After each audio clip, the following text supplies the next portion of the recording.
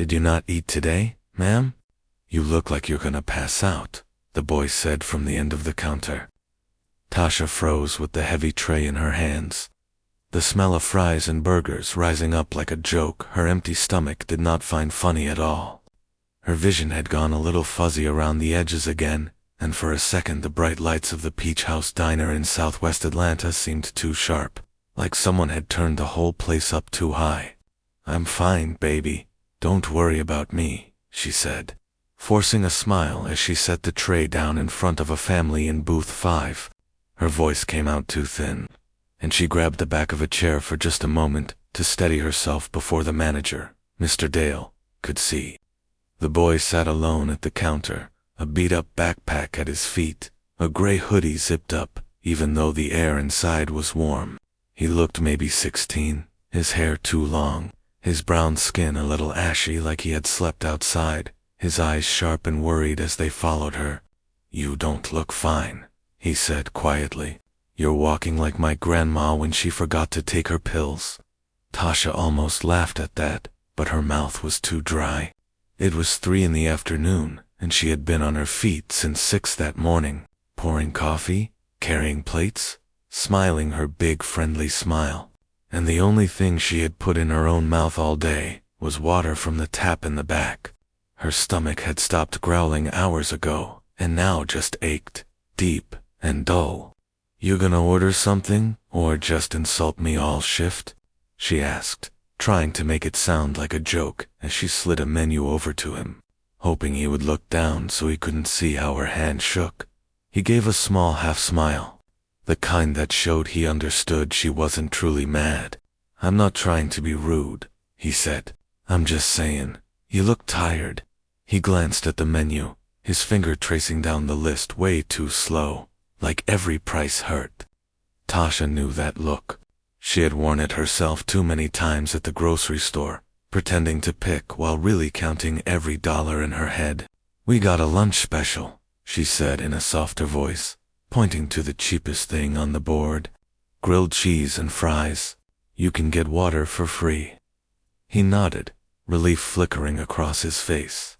I'll take that, he said, then added quickly, to go.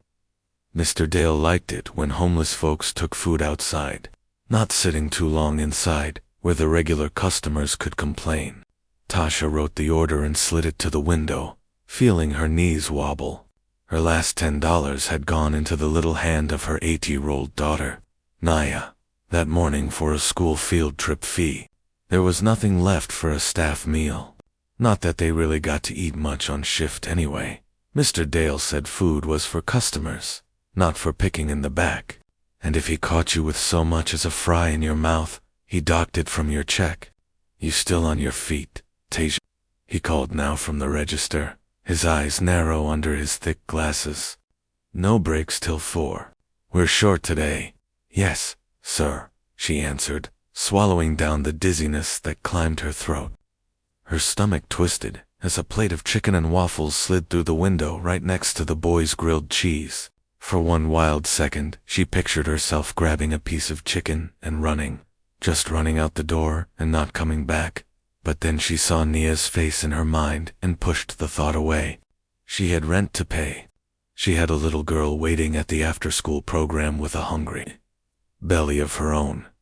The boy's grilled cheese came up on the counter, the smell of warm bread and melted cheese hitting her like a wave. She set it in a paper boat, added the fries, and placed a lid on the small ketchup cup, her fingers moving on habit, even as her head felt light. Order up for you, she said, sliding it toward him. But, as she turned to walk away, the room suddenly tilted. The silver napkin holder on the counter seemed to slide sideways, and the sound of plates and voices dipped low, like they were all far away. Tasha grabbed the edge of the counter hard, the world narrowing to a small tunnel. Ma'am, the boy said again, his voice sharp now with fear. Hey. A hand touched her elbow, steady and firm, and she blinked until his face came back into focus. When you eat last? He asked in a low voice so Mr. Dale couldn't hear. Tasha almost said, at lunch. But she knew she could not even remember the last hot meal she'd had for herself. The kind where she sat down and did not jump back up for someone else's needs. "I'm good," she whispered, but her lips felt numb. She glanced up and saw Mr. Dale at the far end, arguing with a supplier on the phone, his back turned. The boy looked from her to the kitchen, then down at the sandwich, still warm in its paper. Without another word, he picked it up, slid off the stool, and jerked his chin toward the back door. "Come on," he muttered. "Just for a minute." "I can't," she hissed, fear spiking her voice. "If my table needs, you'll be on the floor. If you don't," he said. "I've seen people pass out. You're close." His eyes were so sure, so old for his young face, that Tasha let herself move, just a few shaky steps, through the swinging door to the small alley out back, where they kept the trash cans. The air outside was hot and smelled like old fries and car exhaust, but it felt better than the bright, crowded diner for just a moment. Tasha leaned against the brick wall, trying to breathe past the tight band around her chest. The boy held out the grilled cheese in its paper boat, his hand stubborn and firm. "Eat," he said. "I'll stand guard. If that boss man comes back here, I'll cough or something."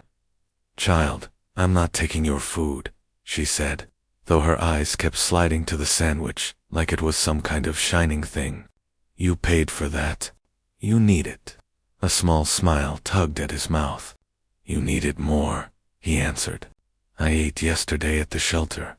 They got chili every Tuesday night. I'll hit the church on Simpson later. They give out cold cuts. But you," he shook his head, "you don't look like you got a backup plan." The words cut deeper because they were true. Tasha thought of the almost empty fridge at home, of the way she had told Nia that morning, "Mommy's not hungry," when her daughter asked why she wasn't eating cereal too. She thought of the ache in her bones right now, and of the fact that if she fell, there was no one to catch her life but her. "What's your name?" she asked, stalling, her pride fighting a hard battle with the needs of her body. "Jaden," he said. 17. "I sleep behind the auto shop up on Lee Street most nights. It's loud, but nobody bothers me there."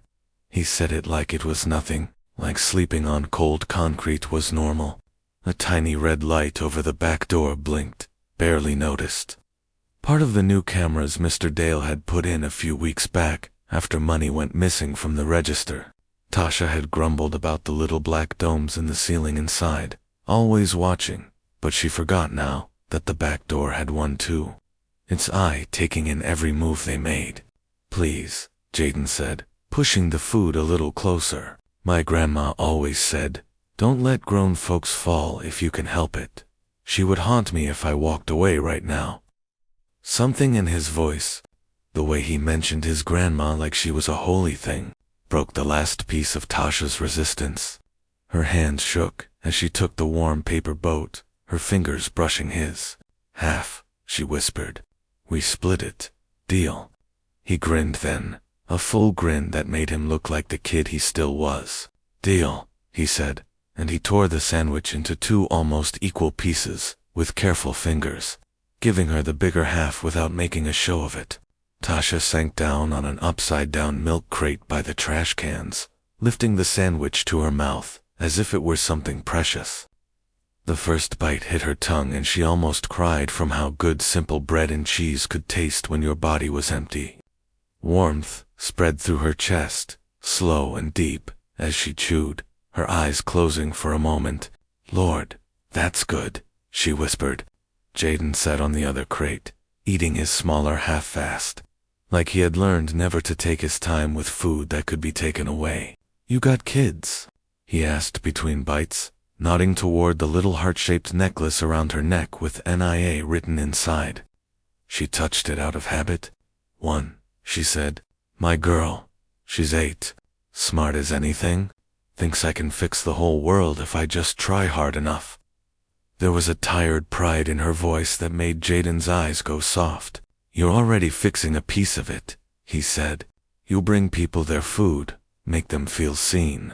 That counts, you know." No one had said words like that to her in a long time, if ever. Most days she was just refilled my coffee, or where's my check, or you forgot the ranch. She swallowed another bite, feeling a tiny bit of strength sneak back into her muscles. What about you? She asked. Where your people at? His jaw tightened a little, and he looked away toward the dumpsters. My mom's in Macon, he said. Or she was. We moved around a lot. Then she met this dude who didn't like me much. We had a fight, and I left. Figured I'd be better on my own than staying where nobody wanted me. He said it light, but the way his fingers picked at the edge of the paper told a different story. Been about 6 months now. Shelter's full most nights. Some folks out here are nice. Some ain't, but I keep my head down.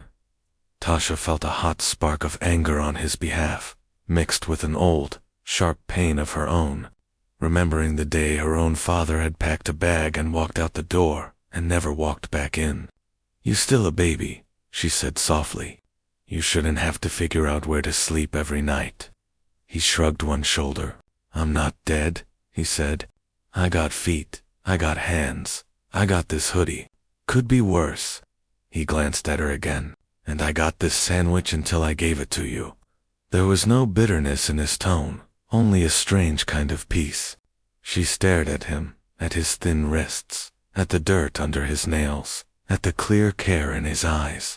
This boy, who slept behind an auto shop and counted church lunches as a plan, had seen her on the edge and had given up half of the little he had without thinking twice. Tasha finished her last bite slowly, like a prayer, licking cheese from her finger. Thank you, she said, from a place deeper than simple manners. You don't know what you just did for me.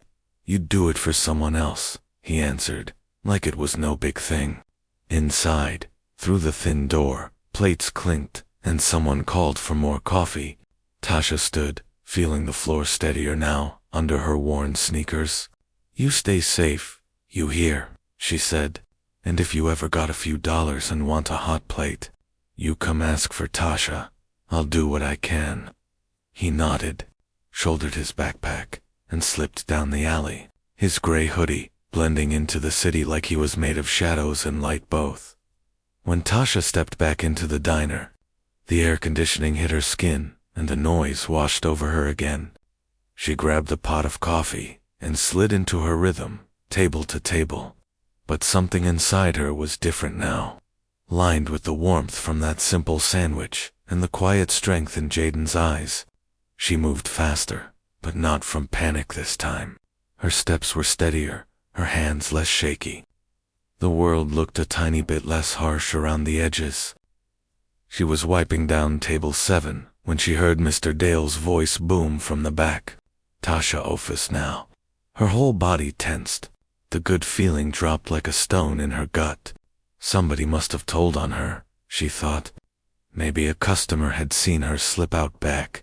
Maybe Mr. Dale had checked the cameras and thought she was sneaking a smoke. She hung the rag over a chair and walked to the small office, her heart beating hard. Inside, the air was tight and smelled like old coffee. But Mr. Dale wasn't alone. Sitting in the extra chair was Mr. Bennett, the owner of Peach House, a tall white man in a crisp shirt who almost never came to this side of town.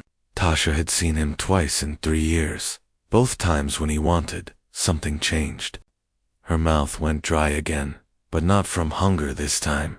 Have a seat, Mr. Bennett said, his voice calm but serious, his blue eyes fixed on her in a way that made her feel like she was under a bright light. Did I do something wrong? She asked, staying standing, her fingers twisting together. Because if it's about that family in booth 5. They asked for extra syrup, and Mr. Bennett shook his head and turned the little computer screen on the desk toward her. I was checking the new cameras this afternoon, he said slowly. We had some issues with theft last month, so I put them in. I wanted to see if they were working right. On the screen, in grainy color, Tasha saw herself lean against the brick wall out back, pale and shaking. She saw Jaden holding out the sandwich. She saw herself refuse, then accept, then sit on the crate and take that first big bite like it was the best thing in the world. She watched her own eyes close for a second, her shoulders slump in relief. It was like watching a stranger and herself both at once. Her heart sank to her feet. "I'm sorry," she blurted. "I know we're not supposed to take food, but he bought that sandwich, and I thought I was gonna pass out," and Mr. Bennet held up a hand. His face was not angry the way she expected. It was something else, something that looked almost like shame. "I didn't call you in here to yell," he said quietly. "I called you in here because that video, it hit me hard." He clicked again, and the clip replayed, this time with the little timestamp in the corner, the red light blinking over the door. "I sat in my car outside an appointment in Buckhead," he went on, "watching one of my waitresses almost drop from hunger, while a boy who sleeps on the street gave up half his meal to keep her standing." He shook his head slowly. "I built this chain from nothing, you know that? I started out in a spot smaller than this, doing dishes, sleeping in the back room. I thought I remembered what it felt like to be hungry. But somewhere along the way, I guess I forgot." His words landed like soft blows. Tasha stared at him, not sure what to do with this version of the man who set strict rules about wasted napkins. "I don't want anybody fired," she said quickly. "Please don't ban that boy. He didn't do anything wrong. I asked him to step out back, okay? It wasn't his idea." "Nobody's getting fired," Mr. Bennet said, "and nobody's getting banned. Quite the opposite." He leaned his elbows on the desk. "Tasha, you work doubles. You smile at people who talk to you like you're not even human. You do it to keep your kid fed, I'm guessing. And yet you're going all day without a meal yourself. That's on me as much as it's on you. My people should not be hungry in my building." The room felt like it tipped again, but this time in a different way. Tasha slowly sat down, her knees finally giving out. Mr. Dale shifted by the door, looking like a man who wasn't sure if he was in trouble or not. "From today on," Mr. Bennet said, his words firm now, "every worker here gets a hot meal per shift. No charge. I don't care if it's on the books as staff meal or owner's cost. I'll eat it. If anyone gives you trouble about taking a plate on your break, you send them to me." He glanced at Mr. Dale then, and the smaller man nodded fast, his usual sharpness gone. "Yes, sir," Mr. Dale said. "We can do that." Tears pricked the back of Tasha's eyes, and she blinked hard, not wanting to cry in front of her boss's boss. "Thank you," she managed. "But what about—" She looked at the frozen frame on the screen. Jaden's thin face caught mid-sentence. "That boy," Mr. Bennet finished for her. "Yeah, that's the part that won't leave my head." He let out a long breath. "I see a lot of people with more than they know what to do with, and they hold on to every crumb. Then I watch a teen who owns nothing but that backpack share his whole lunch." He paused, as if choosing his next words. "I want to find him. I want to help him. Not in a showy way, just in a real way." "He comes through sometimes," Tasha said slowly. "I don't know where he stays every night, but I know some folks at the shelter. Maybe they seen him." Mr. Bennet's fingers tapped the desk. "If you're okay with it," he said, "I'd like to share this clip, blur your face and his some. See if anyone online recognizes him. I have some folks who follow our diner page. Word spreads fast. Maybe it reaches him." The thought of herself, tired and hungry, up on somebody's phone screen, made something in Tasha curl up. But then she saw Jaden in her mind, walking away into the hot alley with his empty paper boat. "If it helps him," she whispered, "do it."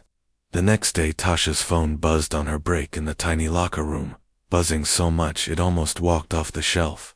She wiped her hands on her apron and picked it up, frowning at the flood of messages. Her cousin Chandra had sent a long string of texts. "Girl, this you," followed by a link. Her heart beating fast, Tasha clicked. A video opened, shaky at first, then clear, the alley behind Peach House. The timestamp, her own body leaning against the wall.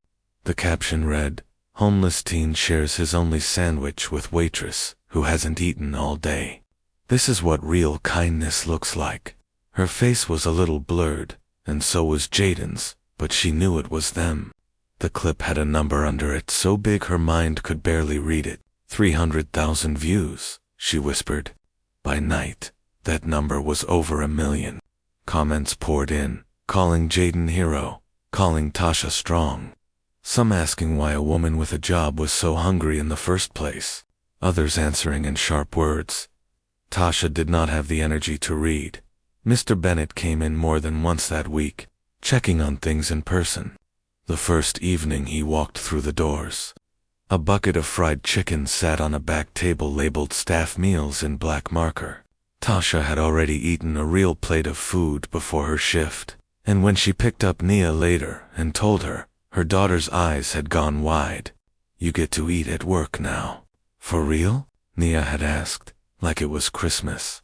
"For real," Tasha had said, kissing her forehead, "so I won't be so grumpy when I get home, either." 2 days later, a woman from a downtown shelter came in, walking straight up to Tasha with purpose. "You, the lady from the video?" she asked. Tasha's cheeks warmed. "I guess," she said.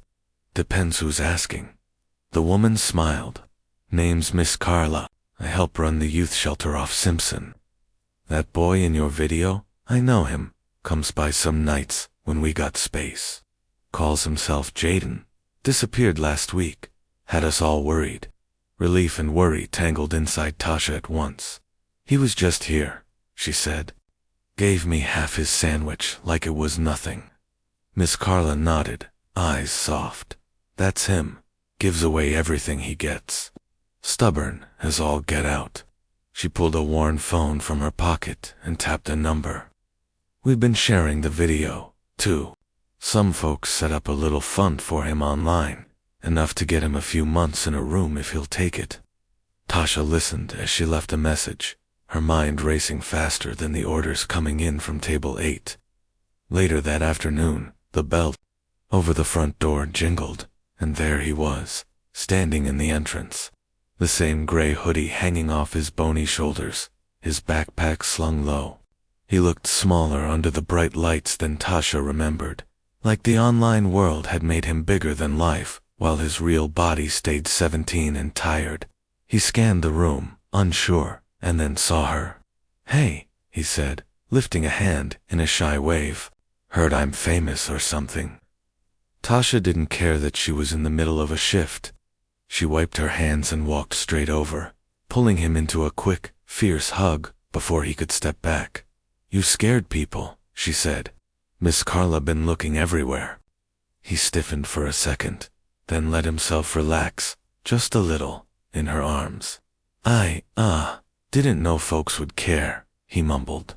Behind her, a few customers clapped softly, like they were part of some movie scene. Mr. Bennett came out from the back, wiping his own hands on a towel, his face open and serious. "You must be Jaden," he said, stopping a few feet away so he didn't crowd the boy. "I owe you thanks." Jaden frowned. "For what? I didn't do nothing special." Mr. Bennett shook his head. "You did something a lot of adults wouldn't do," he said. "You shared when you had almost nothing. Because of you, I changed how I treat the people who work for me. That matters." He glanced at Miss Carla, who had come in behind Jaden. "She tells me you've been sleeping rough," he went on. "If you're willing, I'd like to help. No strings. You'd have a room at the shelter for now, and I can give you some shifts, washing dishes, bussing tables. School during the day, work a few nights. We'll pay you fair. We'll feed you better than cold cuts." Jaden's eyes darted from Mr. Bennett to Tasha, to Miss Carla, suspicion and hope wrestling in his thin face. "Why?" he asked finally. "Why would you do all that for me?" "Because you already showed us the kind of person you are," Tasha said quietly. "And because somebody should have done this for you a long time ago." Mr. Bennett nodded. "When I was 16, he said, surprising them all, I slept in my truck for a month after a fight with my old man. If a cook at a diner hadn't given me a job and a cot in the back, I don't know where I'd be now. I forgot that for a while. You reminded me." The boy studied his face, searching for the lie and not finding it. Slowly, he shrugged. Guess washing dishes beats washing in the gas station sink, he said. Miss Carla laughed, a short, bright sound. That's a yes, she said. We'll get him set up. Over the next weeks, the Peach House diner changed in ways big and small. A chalkboard by the door offered paid-forward plates where customers could buy a meal for someone who couldn't pay, and a quiet sign under it read, "Inspired by one shared sandwich." Staff meals became normal, not something whispered about, and the tired faces and aprons looked a little less hollow by closing time. Jaden started coming in through the front door in a clean shirt, his hoodie washed, his hair trimmed short.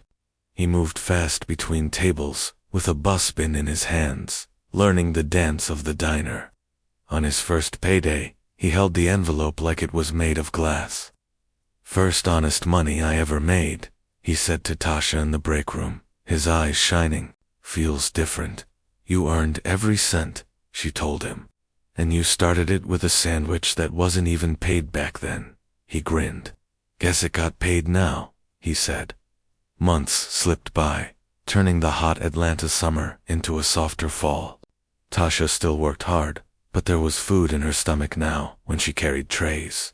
And that alone made the days feel lighter. Nia loved coming into the diner after school, sliding into a corner booth with her homework, while Jaden brought her extra fries when Mr. Dale wasn't looking, even though now, them breaking the rules meant giving away food for free, not sneaking any for themselves. On Friday nights, the diner filled with people who had seen the video and wanted to sit in the kindness place, as one little girl called it. Some came with big tips, ready, pressing folded bills into Tasha's hand with tears in their eyes, telling her she was strong, that she deserved more. She thanked them, but in her heart, she knew the real shift had started, not with money, but with that thin boy in a gray hoodie who had looked at her and seen a person, not just a server. Jaden worked his shifts and started classes in a GED program Miss Carla signed him up for, falling asleep more than once over his math book in the booth by the window, sometimes late at night, when the last table was cleared and the chairs were turned up. He and Tasha would sit for a few minutes with sweet tea, sharing small pieces of their stories, his fear the first night on the street, her terror in the hospital when she had Naya, and wondered how she would raise a baby alone. There were still hard days. Some customers still snapped their fingers at Tasha, or looked through Jaden like he was invisible, and the city outside the bright diner windows was still full of people sleeping under bridges and skipping meals. But inside those four walls, something had shifted. The cameras Mr. Bennett had put up to catch people doing wrong now held proof of something right, and it seemed to spread in quiet ways. One more plate slid to the edge of the counter for a man counting change. One more cup of soup given to a woman who said, "I'll pay you back next week," and meant it. One cool evening, almost a year after the day she first almost fell, Tasha stood behind the counter, rolling silverware and napkins, when the bell over the door jingled again.